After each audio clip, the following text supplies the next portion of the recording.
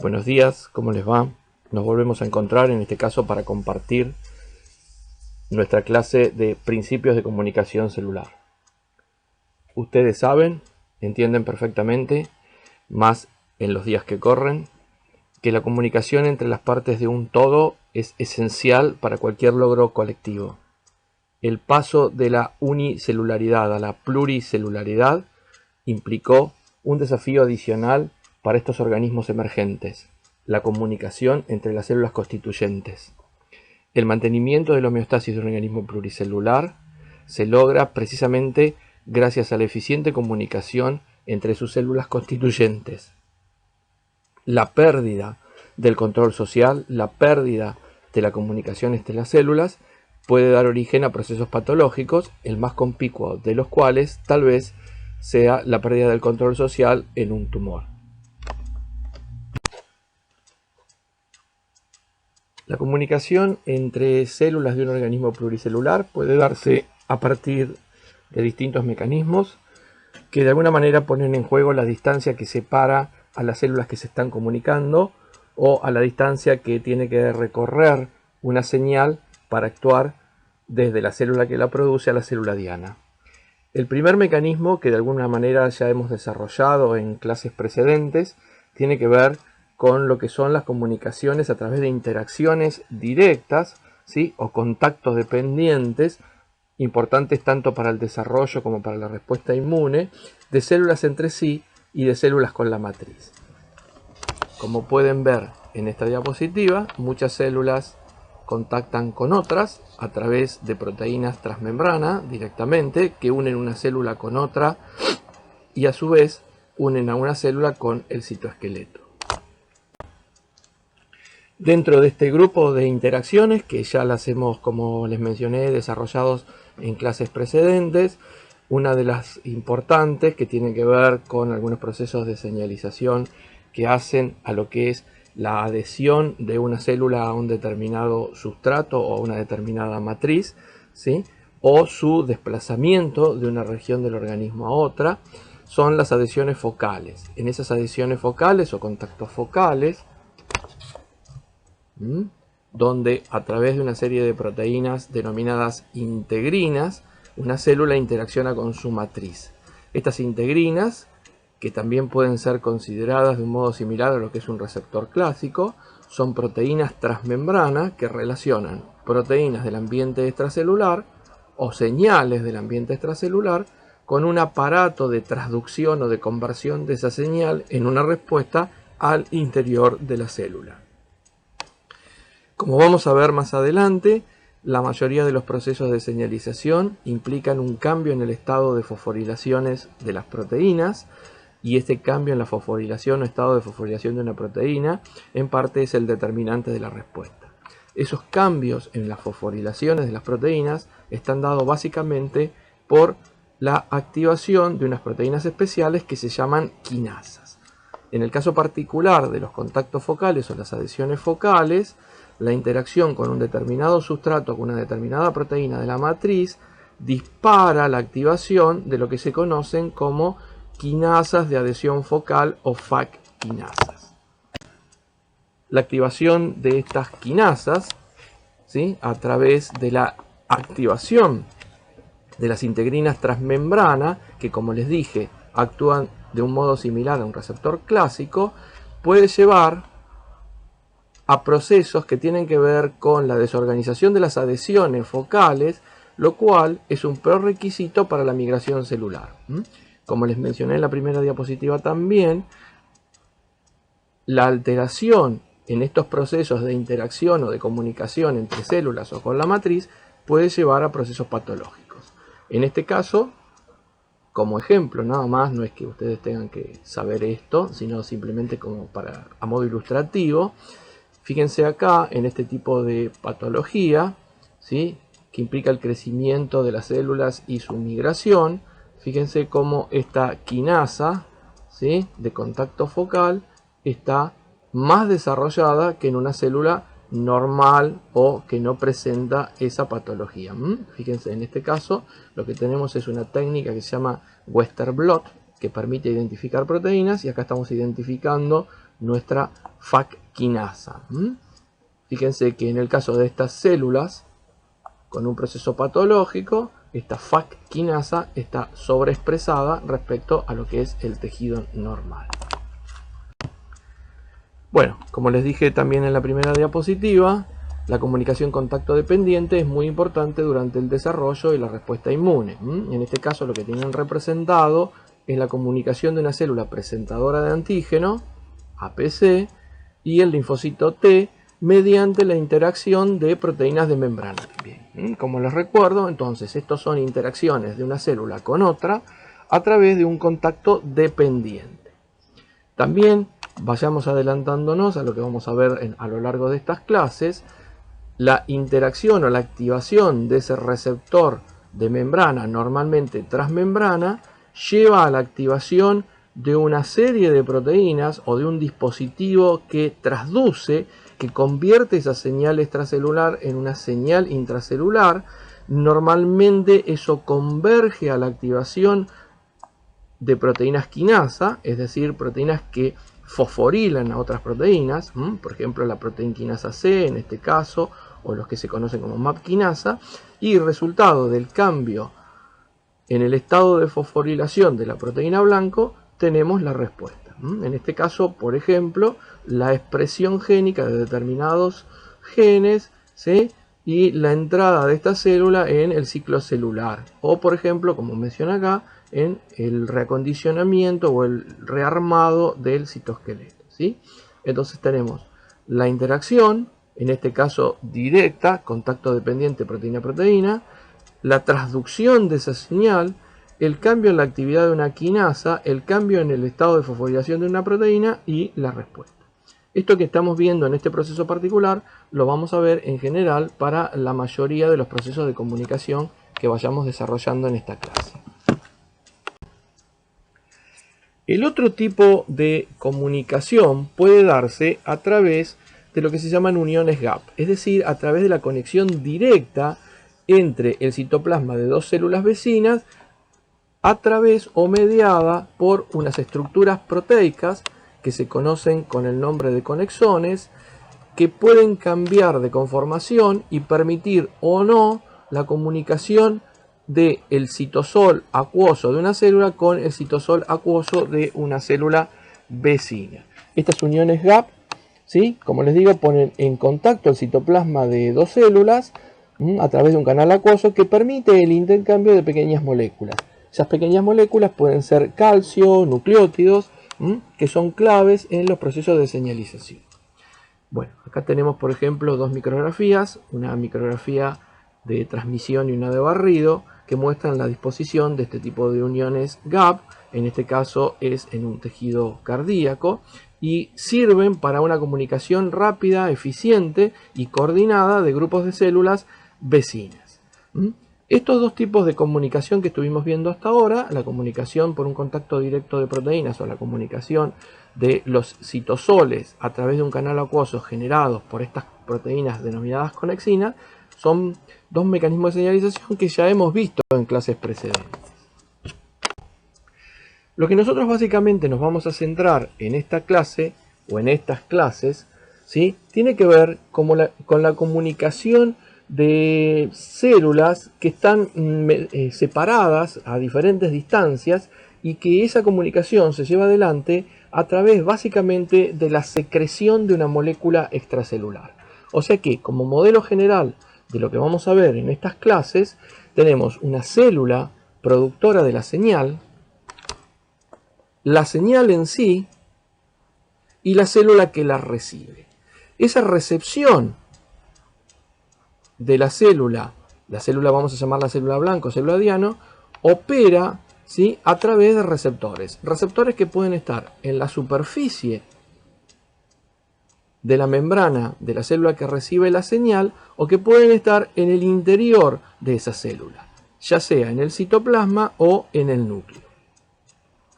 En el caso de las moléculas señal de naturaleza hidrofílica y que por lo tanto no pueden atravesar con facilidad la membrana plasmática de la célula diana, esos receptores se encuentran en la superficie celular, ¿sí?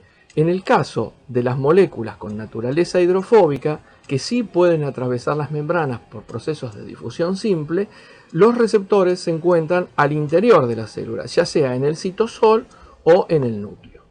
Vamos adelantando ya. Normalmente la activación de estos receptores, ¿sí?, aún siendo citosólicos, implica su traslocación al núcleo y el cambio en la expresión de determinados genes. O sea que, dependiendo de la naturaleza de la molécula señal, si es hidrofílica, la célula diana tiene receptores en la membrana; si es hidrofóbica, la célula diana tiene sus receptores en el interior de la célula.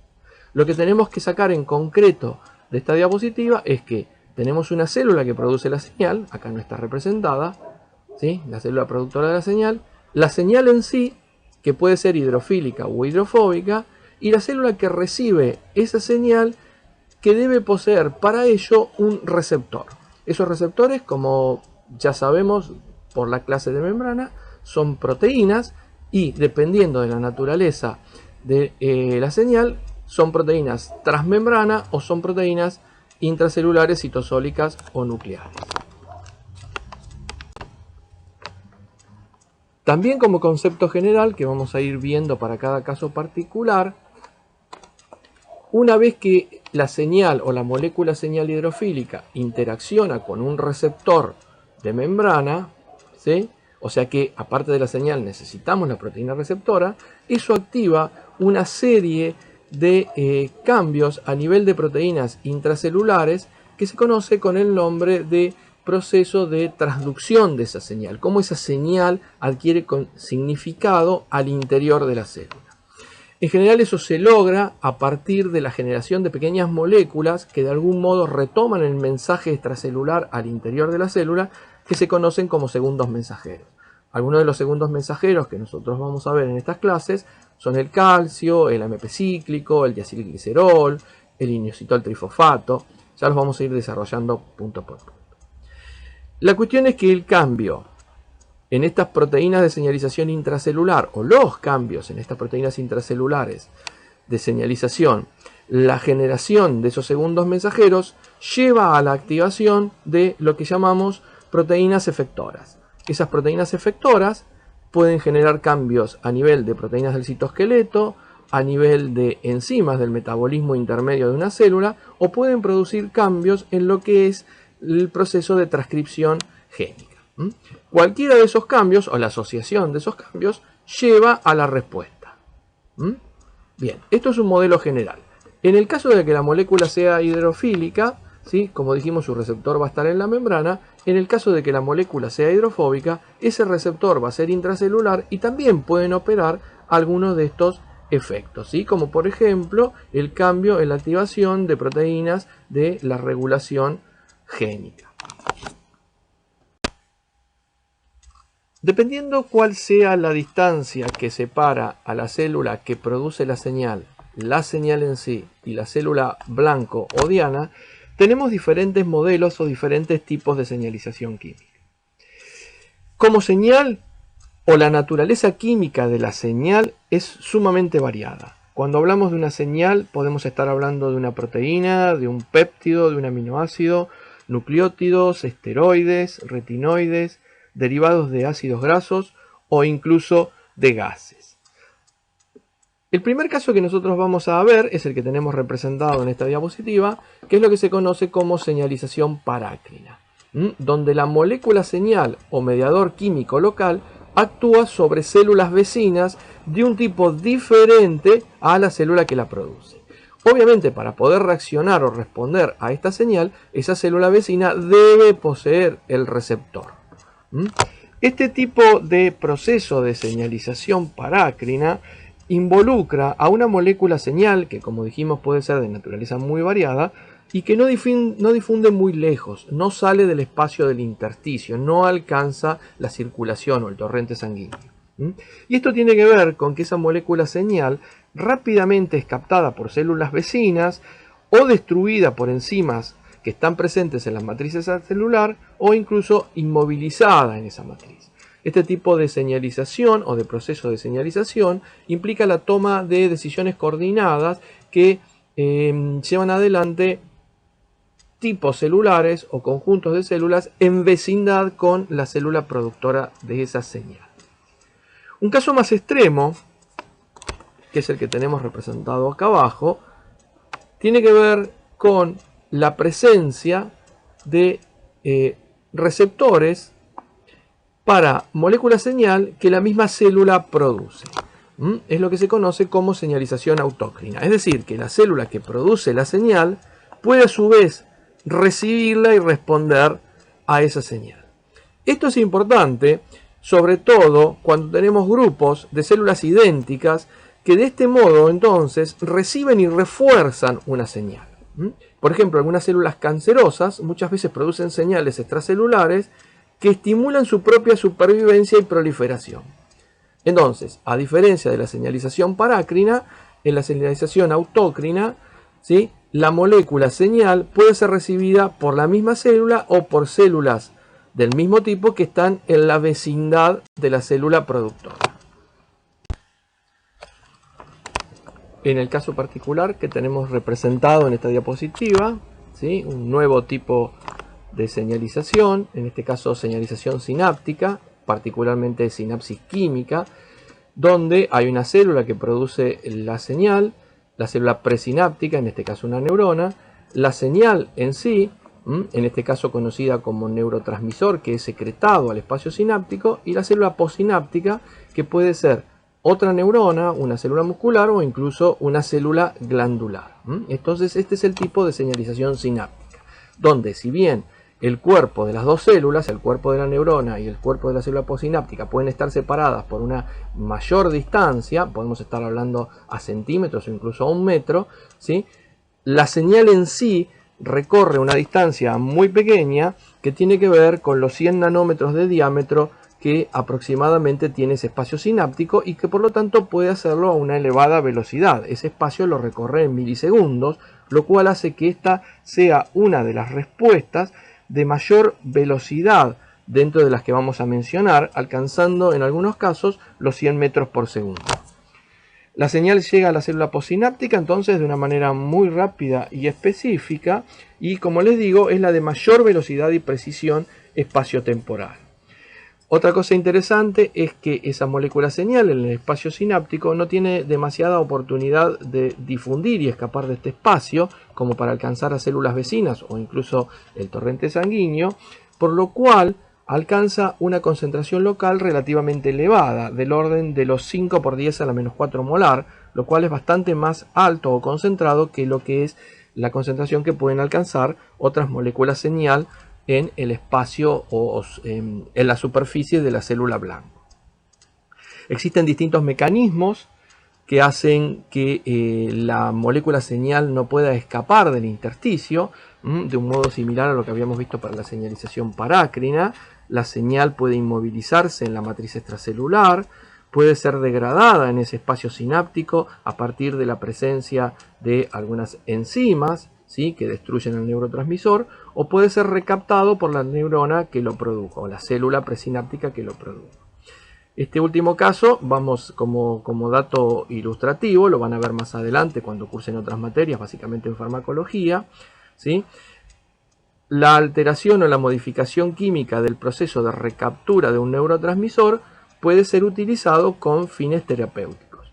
Por ejemplo, en la depresión, puede deberse a la falla de un neurotransmisor, como por ejemplo la serotonina. Se los doy como ejemplo, no es que lo tengan que saber. Entonces, una manera de aumentar la concentración de serotonina y por lo tanto su mayor persistencia y por lo tanto su mayor efecto es inhibir su recaptación por la célula que la produce, ¿sí? Entonces, o algunos antidepresivos, por ejemplo, son inhibidores específicos de la recaptación de serotonina. Inhiben este proceso, ¿sí?, aumentando la vida media del neurotransmisor en el espacio sináptico y por lo tanto teniendo un efecto terapéutico. El siguiente mecanismo de señalización que vamos a mencionar es lo que se conoce como señalización endocrina. Ustedes seguramente de anatomía, de histología, conocen lo que son las glándulas endocrinas. Las glándulas endocrinas tienen células endocrinas que producen una molécula señal, en este caso particular se conocen con el nombre de hormonas, las cuales alcanzan el torrente sanguíneo a través del cual difunden hacia diferentes tejidos blancos localizados en diferentes partes del organismo.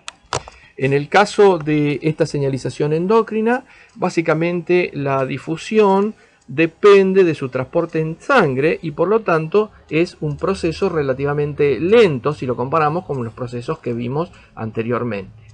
Otra cuestión a tener en cuenta es que la distribución por sangre lleva esta señal a distintas partes del organismo y por lo tanto a distintos órganos del organismo. Órganos que, mientras tengan los receptores específicos para identificar a esas hormonas, podrán responder en consecuencia. Eso también es una diferencia. Mientras que las señales neurales o las señales que estuvimos viendo, la señalización sináptica, tienen una precisión espacial, son muy precisas espacialmente, ¿sí? Afectan la actividad de una o pocas neuronas. En el caso de las hormonas, afectan la actividad de células de tejidos muy diferentes. Acá como ejemplo, simplemente como ejemplo, tenemos una de esas hormonas, el cortisol, y vemos que tiene efectos sobre hueso, músculo, hígado, tejido adiposo, páncreas, etc. Eso es el caso para la mayoría de las hormonas. Una cosa a tener en cuenta es que las hormonas alcanzan la célula blanco o diana a través del torrente sanguíneo y por lo tanto llegan muy diluidas a la superficie de esa célula. Normalmente lo hacen a concentraciones de 10 a la menos 8 molar, muy diluidas. Eso requiere de los receptores para estas hormonas, ¿sí?, tener un km muy bajo, es decir, tener una muy elevada afinidad por esa señal que llega muy diluida y que de otro modo no podría ser leída o visualizada. Bien, para seguir adelante, una cosa importante que tenemos que tener en cuenta es que las células normalmente están programadas para responder no a una señal, sino a combinaciones específicas de señales extracelulares. La mayoría de las células, como les digo, no responden a una señal, sino que responden a lo que se conoce como un entorno de señal, ¿sí? Entonces, cada una de esas células recibe la información, procesa la información, la integra, coordina y actúa en consecuencia. En general, la falta de señales para una célula puede implicar la toma de la decisión de morir, en este caso por el proceso de apoptosis. Fíjense acá como ejemplo, la señal A, B y C permite la sobrevivencia de la célula. Si a esto le agregamos la señal D y E, las puede llevar a dividirse, o sea que A, B y C per se no deciden, sino es en el contexto de otras señales. En el contexto de D y E, A, B y C permiten la división, en el contexto de F y G permiten la diferenciación y sin señales la célula muere. De nuevo, las células están programadas para responder a combinaciones o entornos de señales, ¿sí? Eso es importante tenerlo en cuenta. Bueno, acá tenemos un ejemplo, en este caso la célula beta pancreática y su entorno de señales. La glucosa, los aminoácidos, la presencia de otras hormonas, ¿sí? La recepción, el procesamiento, la integración de estas señales hará que la célula beta decida secretar insulina o no. Un aspecto importante a tener en cuenta es lo que se muestra en esta diapositiva. Si ustedes el año que viene o el siguiente en fármaco les preguntan qué efecto tiene la acetilcolina, o sea, no hay una respuesta única. Tendría que, para poder saber qué efecto tiene la acetilcolina, tendría que saber sobre qué célula está actuando.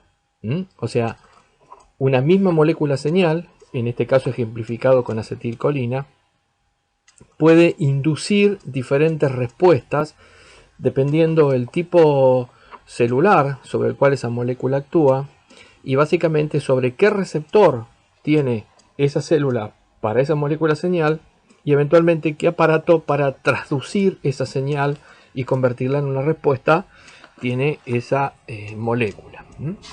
como en algún momento se dijo, el receptor es el mensaje. O sea, gran parte de la respuesta de una célula tiene que ver sobre el receptor con el cual interactúa esa molécula mensaje o esa molécula señal, más que con la molécula señal en sí, ¿sí? O sea que, como decimos acá abajo, una señal extracelular tiene un contenido de información bajo.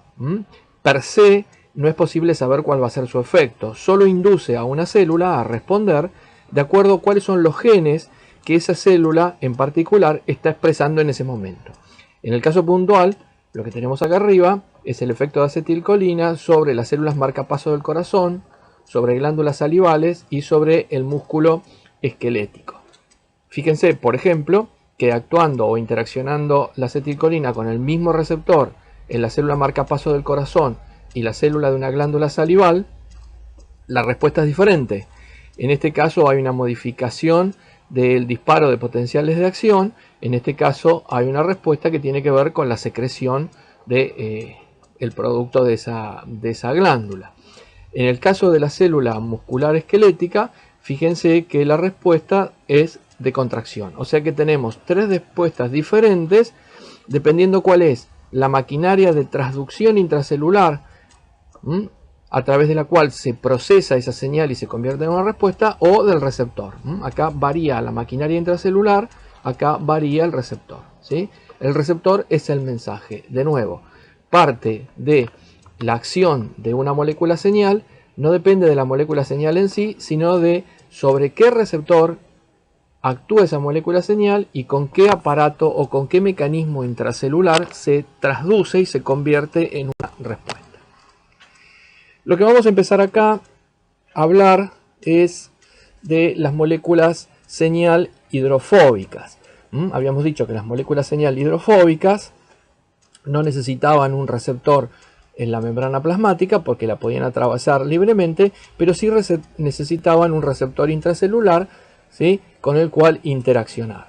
Circulan por sangre o a través del intersticio, ¿sí?, alcanzan la célula diana, cruzan su membrana plasmática por difusión simple y una vez en el interior interaccionan con un receptor. Habíamos dicho también que dentro de las moléculas hidrofóbicas teníamos por un lado lo que son hormonas lipídicas o moléculas señal lipídicas y por otro lado teníamos los gases. En el caso puntual que estamos viendo en la diapositiva estamos viendo el óxido nítrico, que es una molécula señal gaseosa, ¿sí?, que difunde libremente entre las células. Durante muchos años, ¿sí?, se trataba a los pacientes con angina de pecho con nitroglicerina. Durante más de 100 años la nitroglicerina fue usada para tratar pacientes con angina de pecho, pero no se conocía muy bien el mecanismo. Hoy se sabe que la base de la acción de este compuesto tiene que ver con la producción de un gas que es el óxido nítrico. Frente a determinados estímulos, las células nerviosas o algunas células nerviosas liberan el neurotransmisor acetilcolina a través de su botón terminal. La acetilcolina interacciona con un receptor en la célula posináptica, en este caso una célula endotelial, ¿sí?, las células que recubren las paredes de los vasos, y activan una enzima en particular que es la óxido nítrico o óxido nitrosintasa. Esta enzima lo que hace es, a partir del aminoácido arginina, produce la liberación de esta molécula señal gaseosa que es el óxido nítrico. El óxido nítrico es un gas, rápidamente por difusión simple cruza la membrana y difunde a las células vecinas, en este caso las células del músculo liso vascular. La permanencia de esta señal es sumamente baja, unos pocos segundos, 5 o 10 segundos, y rápidamente son convertidas por su interacción con agua y otros compuestos en nitratos y nitritos. O sea que es una molécula que rápidamente difunde e interacciona con la célula vecina. La célula vecina, en este caso la célula del músculo liso vascular, de nuevo cruza la membrana por difusión simple e interacciona con su receptor intracelular, ¿sí? Que es una enzima conocida como guanilato ciclasa. Como vamos a ver hacia el final de los teóricos, de estos dos teóricos que vamos a hablar de señales, los receptores guanilato ciclasa es un tipo de receptores particular que se denominan receptores catalíticos. ¿Por qué? Porque el receptor es una enzima. Esa guanilato ciclasa lo que hace es, a partir del nucleótido GTP, genera el nucleótido GMP cíclico. Este nucleótido cíclico, GMP cíclico, activa una proteína quinasa, como estuvimos viendo que en general ocurría en los procesos de señalización que convergen hacia la activación de proteínas quinasas, que cambiando el estado de fosforilación de sus proteínas blancos, producen la respuesta. En este caso, la rápida relajación del músculo liso vascular. Un ejemplo bastante común en la literatura tiene que ver con lo que es la relajación del músculo liso vascular del pene. Ustedes saben que el pene es un sistema, funciona con un sistema hidráulico de erección, ¿sí? Hay un esfínter que se relaja, permite el paso de sangre y eso produce la erección. ¿Cómo ocurre ese proceso? Bueno, en parte está mediado o señalizado a través también de esta molécula señal específica que es el óxido nítrico. Como estuvimos viendo en el caso anterior, el neurotransmisor acetilcolina induce la producción de óxido nítrico, ¿sí? De las células del endotelio vascular. Ese óxido nítrico difunde las células del músculo liso vascular, activan a la guanilato ciclasa, que es a su vez su receptor, se produce GMP cíclico. El GMP cíclico activa una quinasa que se llama proteína quinasa G, y del efecto de fosforilación de distintas proteínas se produce la relajación del músculo liso vascular, la entrada de sangre al órgano, ¿sí? Y su erección. Como vamos a ver hacia el final del teórico, la mayoría de las cascadas de señalización tienen que tener precisión espacio-temporal y por lo tanto esa respuesta tiene que ser interrumpida o cortada para poner a la célula en condición de volver a recibir en un estímulo. Son varios los mecanismos. En el caso particular de este mecanismo de señalización, la interrupción de la señal, la rápida degradación de la molécula señal, dijimos que esta molécula señal dura unos pocos segundos, y en el caso puntual de la célula del músculo liso vascular, la degradación del GMP cíclico a través de la enzima fosfodiesterasa. Entonces, si este nucleótido cíclico es el que activa la proteína quinasa y la proteína quinasa fosforilando determinadas proteínas media la respuesta, la desaparición o la destrucción de este nucleótido cíclico de algún modo interrumpe o frena la respuesta, que como les digo lo hace a través de la activación de una fosfodiesterasa. En el caso de la droga sildenafil, que ustedes conocen o que han escuchado mencionar por lo menos, ¿sí? Es un inhibidor específico de la fosfodiesterasa. ¿Qué efecto logra entonces esta droga? Lo que esta droga logra es, a través de la inhibición de la enzima que degrada el GMP cíclico, aumentar la permanencia en el tiempo y la concentración, ya que no es degradado, del GMP cíclico y por lo tanto una mayor respuesta. El otro caso que tenemos representado aquí es el del resto de las moléculas hidrofóbicas de naturaleza lipídica que no son particularmente gases. Lo que tenemos representados acá son distintos tipos de hormonas, hormonas esteroides, hormonas sexuales, la vitamina D, el ácido retinoico, hormonas tiroides, ¿sí? Todas con una naturaleza lipídica, como ustedes pueden ver a través de la identificación de sus fórmulas. En el caso particular de este tipo de moléculas señal, que como les digo comparten su naturaleza lipídica, hormonas esteroides, tiroides, retinoides, vitamina D, se unen a receptores intracelulares, del mismo modo que los gases el óxido nítrico en particular, que pueden atravesar la membrana por difusión simple, estas moléculas también lo pueden hacer. Entonces se unen en receptores intracelulares, que pueden ser citosólicos o nucleares, que son proteínas de regulación de la expresión génica, ligadas o de algún modo que una vez que se activan por la interacción con su ligando, acá tenemos el ligando, cualquiera de estas moléculas, acá tenemos los distintos receptores. Entonces la interacción con el ligando produce un cambio conformacional, eventualmente el reclutamiento de alguna otra proteína, y si la proteína está en el citosol, una traslocación al núcleo, y una vez traslocadas al núcleo, ¿sí?, se interaccionan con regiones específicas del ADN para producir un cambio o una regulación en la transcripción de genes específicos. Entonces, la molécula señal hidrofóbica atraviesa la membrana libremente por difusión simple e interacciona con un receptor citosólico o nuclear. Estos receptores, como podemos ver en esta imagen, tienen dominios para la interacción con el ligando, pero simultáneamente tienen dominios para la interacción con el ADN. Cosa que se produce una vez que hay un cambio conformacional inducido, ¿sí?, por la presencia o la interacción del ligando. Entonces se une a regiones particulares de esos genes y promueve la transcripción de los mismos.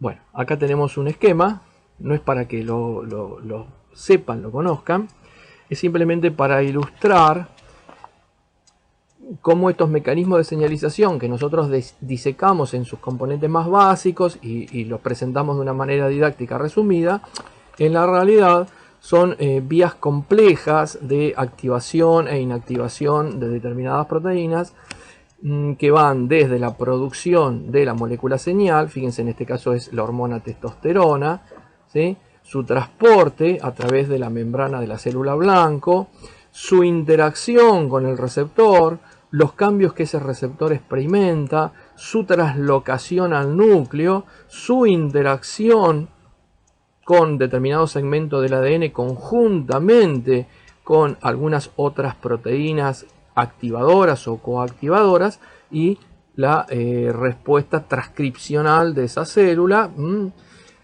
con la posterior traducción y la generación de la molécula que voy a necesitar para que esa célula responda al estímulo, ¿sí? O sea que hay una serie compleja, una cascada compleja que va desde la producción de la hormona hasta su efecto, en este caso de alguna manera explicitado por un cambio en la expresión génica.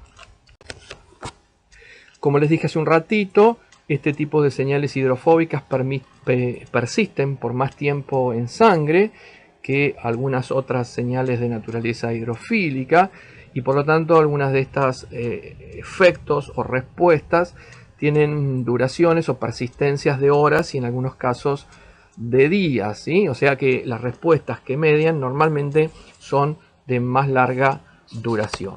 Acá lo que vemos en esta diapositiva es que muchas veces estas señales que llevan adelante o que promueven un cambio en la expresión génica y por lo tanto a través de la traducción de este producto celular, la síntesis de una proteína, ¿sí?, pueden tener dos etapas o dos fases. En primer lugar, muchas veces el efecto primario de esta señal, en este caso una hormona esteroide, es la producción de proteínas que funcionan como factores de regulación de la expresión génica de lo que serían proteínas sintetizadas en forma secundaria, ¿sí? O sea que esto también de alguna manera produce una respuesta un poco más lenta o de más larga duración, si quieren.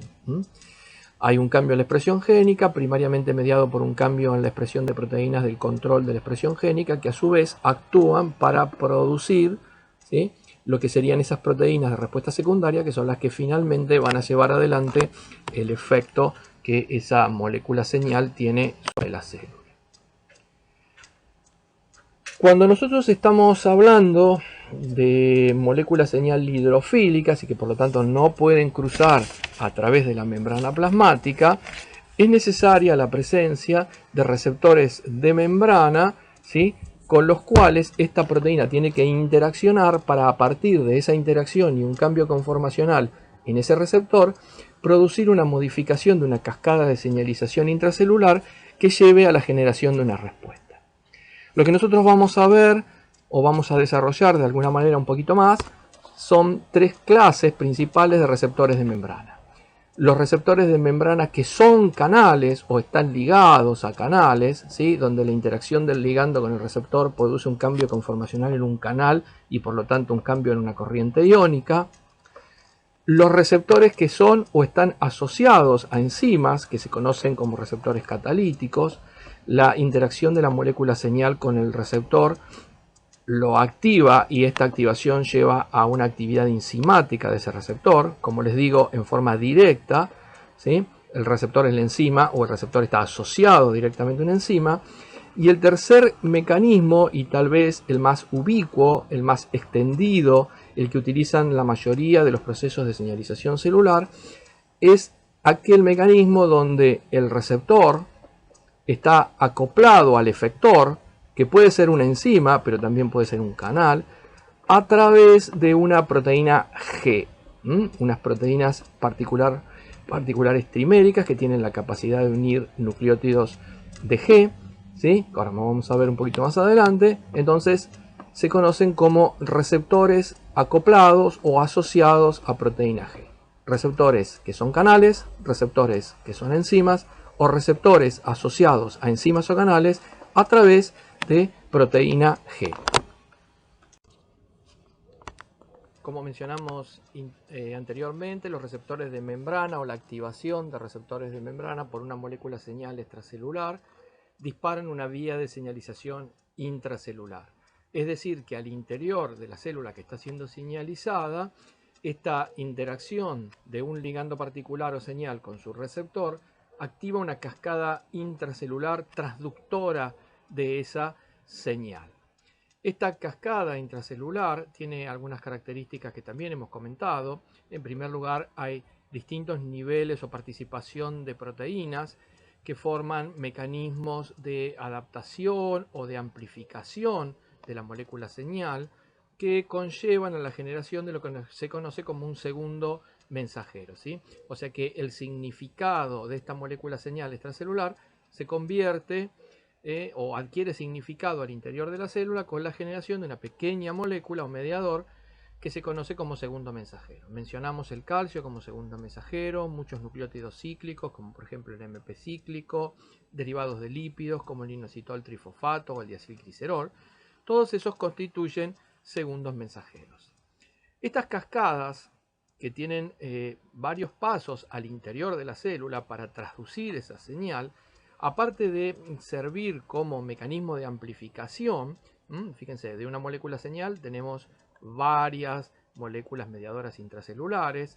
La molécula efectora, en este caso una proteína, puede producir la activación o la inhibición de varias proteínas blanco, o sea que se va amplificando la señal, pero además sus ramificaciones permiten que esta señal o esta vía de señalización dialogue con otras cascadas, ¿sí? Eso es fundamental porque la célula tiene que integrar información que viene de distintas fuentes y por lo tanto, para poder responder acordemente, integrar en una respuesta única. La traducción de una señal en general implica la activación de interruptores moleculares. Muchos de esos interruptores moleculares se activan o inactivan por fosforilación. Habíamos dicho que uno de los eventos distales generales o hacia donde convergen la mayoría de las vías de activación o de señalización que vamos a mencionar consiste en la activación de proteínas quinasa, proteínas quinasa específicas para cada vía y que terminan con su acción fosforilante sobre las proteínas diana o blanco, lo cual a su vez puede ser lo que media la respuesta. En paralelo, ¿sí? En paralelo a estas proteínas quinasa se adjuntan otra serie de proteínas que tienen el efecto inverso, el de desfosforilar o fosfatasas. Muchas veces las vías de señalización consisten en el encendido de una proteína mediante su fosforilación, pero otras veces la respuesta puede tener que ver con el encendido también o el apagado, pero por el proceso inverso de desfosforilación. O sea que, por un lado, no se queden con que todas las vías de señalización terminan en fosforilaciones de proteínas. Como vamos a ver en un ratito, hay algunas vías de señalización que pueden tener que ver con la desfosforilación de una proteína, ¿sí? Y que no siempre las señales son, digamos, en más. A veces la subida de un segundo mensajero puede ser un indicador o puede ser una señal para esa célula, pero a veces la disminución de ese segundo mensajero puede ser la señal. Bueno, entonces en general lo que nosotros vamos a ver y en lo que nos vamos a detener más son en aquellas vías de señalización que producen un cambio en la respuesta de una célula por un cambio en la fosforilación. Hay algunas otras vías de señalización que tienen otros mecanismos que también implican la unión de grupos fosfatos, pero ya no solos o como fosfato en sí, sino unidos a moléculas dadoras como puede ser el GTP, ¿no? Como dice acá, señalización por unión de GTP. No vamos a entrar demasiado en detalle en estas vías, pero sí sepan que existe en paralelo a lo que es la activación e inactivación por la vía de la fosforilación. Otra cuestión interesante que tenemos que tener en cuenta es que estos interruptores moleculares que se activan o inactivan por fosforilación son también, o son en muchos de los ejemplos que vamos a ver, son puntos donde de alguna manera convergen vías de señalización que están funcionando en paralelo. Acá tenemos dos ejemplos generales de cómo pueden operar la convergencia o digamos la puesta en diálogo de la activación de dos vías diferentes. En este caso, cuando nuestra proteína señalizada o I en esta figura, ¿sí? Para poder generar una respuesta hacia abajo de la señal o para tener un efecto, tiene que ser fosforilada a través de la activación de dos vías diferentes. La presencia del ligando A y la presencia del ligando B simultáneo tienen que darse para que esta proteína pueda encenderse y pueda promover una cascada de señalización hacia abajo de la misma. ¿Sí? Este es un modelo general, una proteína que es doblemente fosforilada, o un modelo también con la misma lógica, pero ligeramente diferente, es cuando nuestra proteína efectora, de alguna manera, se activa por la unión o la interacción de subunidades, cada una de las cuales se activa a su vez mediante la fosforilación. ¿Sí? Solamente cuando ambas subunidades, la A y la B, están fosforiladas, se produce su interacción y por lo tanto la activación de esa proteína con la consecuente activación hacia abajo de esa señal. Bueno, esto es un esquema, es simplemente para que ustedes tengan una idea de lo que es la realidad. En este caso es la respuesta de una célula a factores de crecimiento o factores tróficos, lo que les mencionaba de alguna manera en forma lateral en las diapos anteriores, es que las células reciben, procesan, analizan, integran información de numerosas vías de señalización. Una vez que procesan, integran y coordinan una respuesta. O sea que las células no responden normalmente a un estímulo, sino que lo hacen a un estímulo de señales a través de la recepción, procesamiento, integración y coordinación de lo que esa señal o cada una de esas señales implica para la célula. ¿Sí? Fíjense, esto es una célula que está tomando decisiones acerca de si duplicar su ADN, si eventualmente repararlo o si eventualmente entrar en una vía de muerte celular programada. Todas esas decisiones se toman precisamente por la integración, el procesamiento, integración y coordinación de vías que pueden ser estimuladas en forma simultánea. Fíjense acá muchas proteínas que seguramente ustedes conocen, proteínas asociadas a las mitocondrias, ¿sí? BCL, BAD, que pueden tener que ver con procesos de apoptosis, efectores de apoptosis como son las caspasas, reguladores del ciclo celular como pueden ser el P53, la proteína Sejum, etc.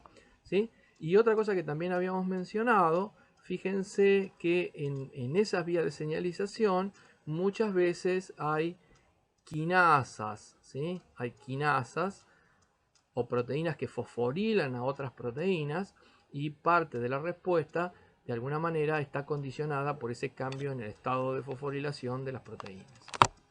No es que esto lo tengan que saber, es simplemente ilustrativo para que ustedes vean la complejidad de procesos que se dan en una célula a la hora de responder a un entorno de señal.